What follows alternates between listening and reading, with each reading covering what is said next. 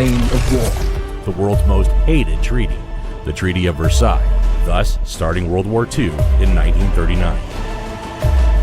The whole world is against Hitler and Hitlerism. अपनी कहानी की शुरुआत करते हैं साल 1919 से। ये वो साल था जिस साल वर्ल्ड वॉर 1 खत्म हुई और एक फेमस पीस ट्रीटी साइन करी गई जिसे कहा जाता है द ट्रीटी ऑफ वर्साई। इस ट्रीटी में एक बड़ा इंपॉर्टेंट क्लॉज था आर्टिकल 231 जिसमें लिखा गया था कि वर्ल्ड वॉर 1 से जितना भी नुकसान हुआ था उस सारे नुकसान की रिस्पॉन्सिबिलिटी जर्मनी देश की थी।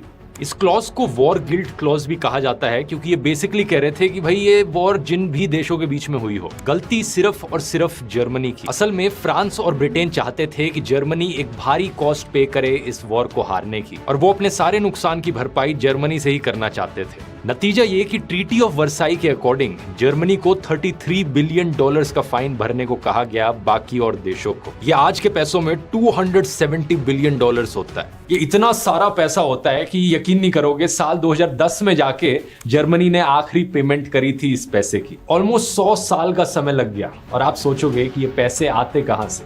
ऑब्वियसली देश से आते, जनता से आते। इस पैसे की पहली पेमेंट करी जाती है जर्मनी के द्वारा साल 1921 में और तुरंत बाद जर्मनी में भयंकर तरीके से हाइपर इन्फ्लेशन देखने को मिलती है। जर्मनी की करेंसी उस वक्त थी जर्मन मार्क। इतनी तेजी से ये डीवैल्यू होती है कि आप यकीन नहीं करोगे। साल 1922 में बर्लिन में एक ब्रेड के पैकेट की कॉस्ट थी 160 मार्क्स। अगले साल 1923 में इसी ब्रेड के पैकेट की कॉस्ट होती है 200 बिलियन मार्क्स। जाहिर सी बात है कि इकोनॉमी का सत्यानाश हुआ और अनएम्प्लॉयमेंट बड़ी तेजी से बढ़ने लगी। ऐसे हालातों में हमारी कहानी में एंट्री होती है एडोल्फ हिटलर की। एक यंग पॉलिटिकल लीडर